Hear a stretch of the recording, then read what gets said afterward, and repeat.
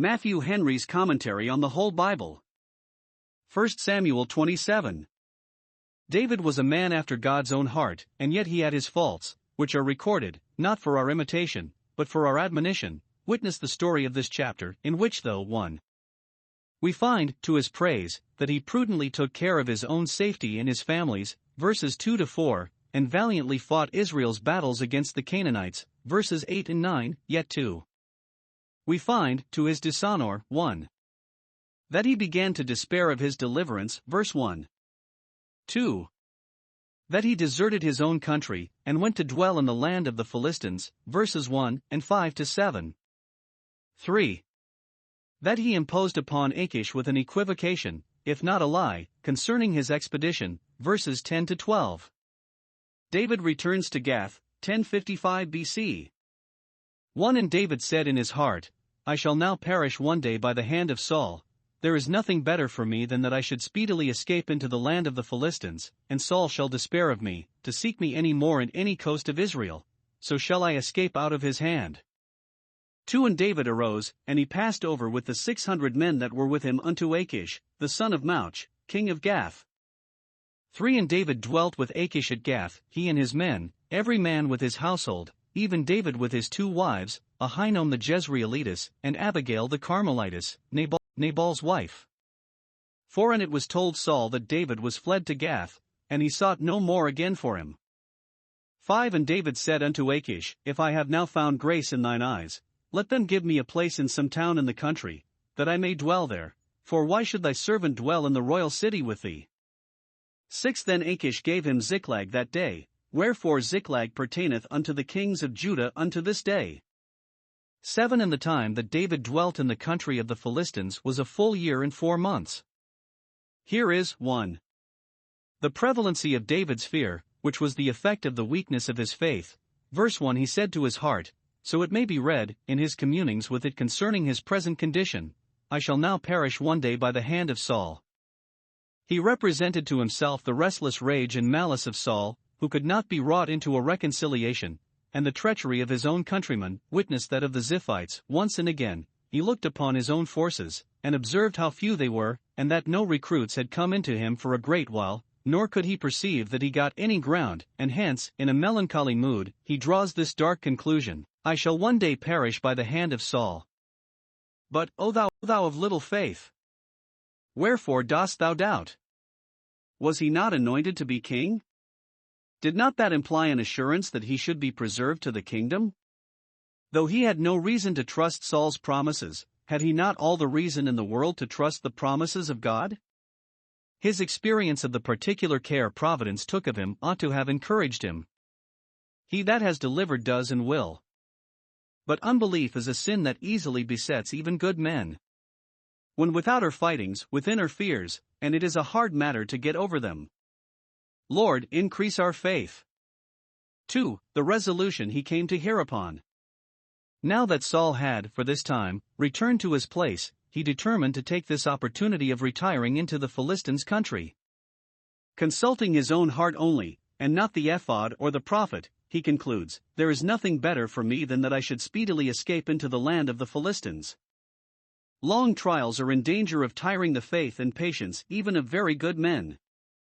Now 1. Saul was an enemy to himself and his kingdom in driving David to this extremity.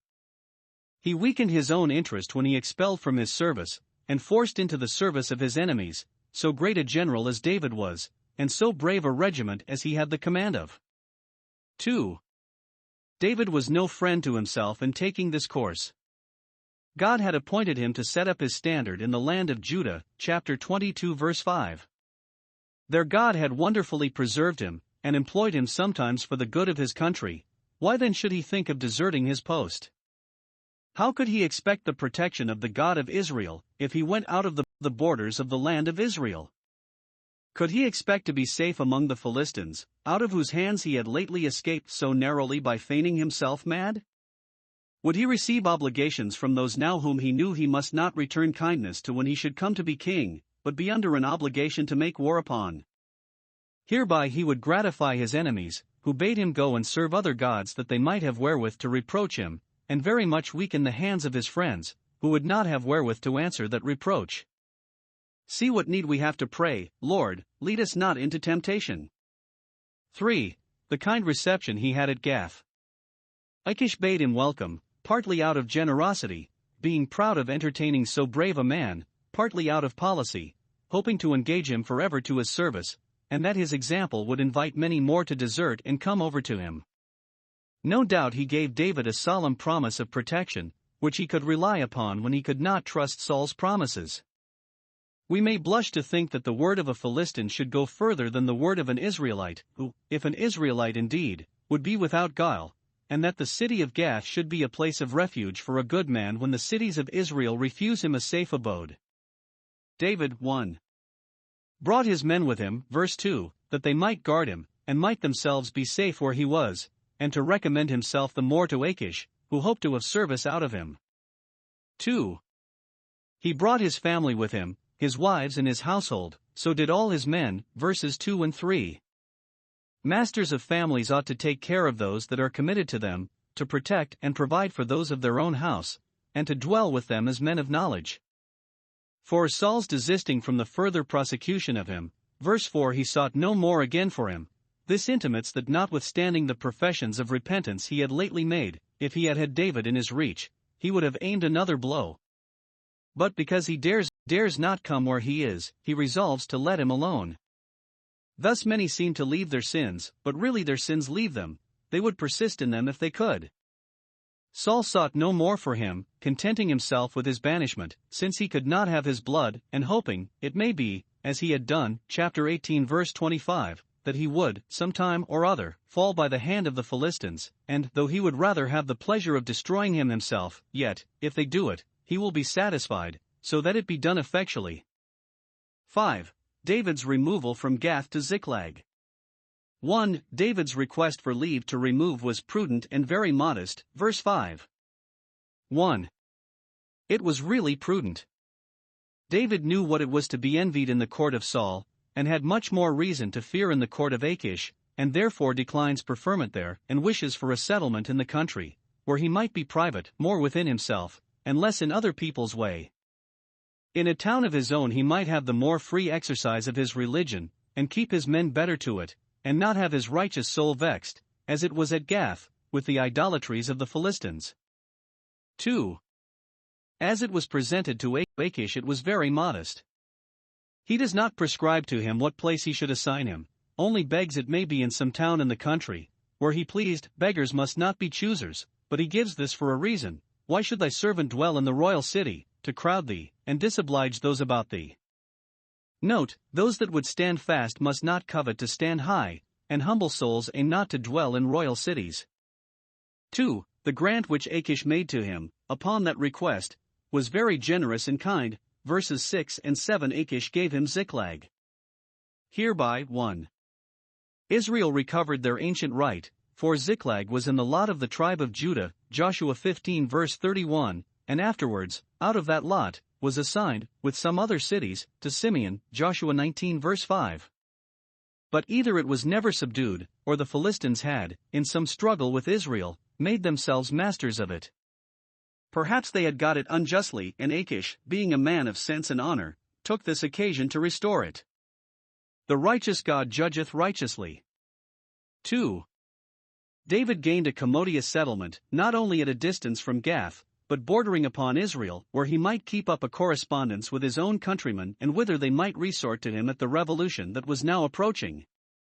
Though we do not find that he augmented his forces at all while Saul lived, for chapter 30 verse 10, he had but his 600 men, yet, immediately after Saul's death, that was the rendezvous of his friends. Nay, it should seem, while he kept himself close, because of Saul, multitudes resorted to him, at least to assure him of their sincere intentions, 1 Chronicles 12 verses 1 to 22. And this further advantage David gained, that Ziklag was annexed to the crown, at least the royalty of it pertained to the kings of Judah, ever after, verse 6. Note, there is nothing lost by humility and modesty, and a willingness to retire. Real advantages follow those that flee from imaginary honors. Here David continued for some days, even 4 months, as it may very well be read, verse 7, or some days above 4 months, the LXX. reads it, some months, so long he waited for the set time of his accession to the throne, for he that believeth shall not make haste. David smites the Amalekites, 1055 BC. 8 And David and his men went up, and invaded the Jeshurites, and the Gezrites, and the Amalekites, for those nations were of old the inhabitants of the land, as thou goest to Shur, even unto the land of Egypt. 9 And David smote the land, and left neither man nor woman alive, and took away the sheep, and the oxen, and the asses, and the camels, and the apparel, and returned, and came to Achish. 10 And Achish said, Whither have ye made a road today? And David said, Against the south of Judah, and against the south of the Jerahmeelites, and against the south of the Kenites. 11 And David saved neither man nor woman alive, to bring tidings to Gath, saying, Lest they should tell on us, saying, So did David, and so will be his manner all the while he dwelleth in the country of the Philistines. 12 And Achish believed David, saying, He hath made his people Israel utterly to abhor him, therefore he shall be my servant forever. Here is an account of David's actions while he was in the land of the Philistines, a fierce attack he made upon some remains of the devoted nations, his success in it, and the representation he gave of it to Achish. 1. We may acquit him of injustice and cruelty in this action because those people whom he cut off were such as heaven had long since doomed to destruction, and he that did it was one whom heaven had ordained to dominion, so that the thing was very fit to be done, and he was very fit to do it. It was not for him that was anointed to fight the Lord's battles to sit still in sloth, however he might think fit, in modesty, to retire. He desired to be safe from Saul only that he might expose himself for Israel. He avenged an old quarrel that God had with these nations, and at the same time fetched in provisions for himself and his army, for by their swords they must live. The Amalekites were to be all cut off. Probably the Jeshurites and Gezrites were branches of Amalek. Saul was rejected for sparing them. David makes up the deficiency of his obedience before he succeeds him. He smote them, and left none alive, verses 8 and 9. The service paid itself, for they carried off abundance of spoil, which served for the subsistence of David's forces. 2. Yet we cannot acquit him of dissimulation with Achish in the account he gave him of this expedition. 1. David, it seems, was not willing that he should know the truth, and therefore spared none to carry tidings to Gath, verse 11. Not because he was ashamed of what he had done as a bad thing, but because he was afraid, if the Philistines knew it, they would be apprehensive of danger to themselves or their allies by harboring him among them, and would expel him from their coasts. It would be easy to conclude, if so he did, so will be his manner, and therefore he industriously conceals it from them, which, it seems, he could do by putting them all to the sword, for none of their neighbors would inform against him, nor perhaps would soon come to the knowledge of what was done, intelligence not being so readily communicated then as now. 2.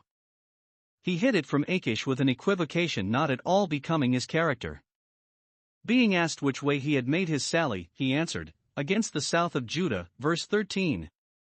It was true he had invaded those countries that lay south of Judah, but he made Achish believe he had invaded those that lay south in Judah, the Ziphites for example, that had once and again betrayed him.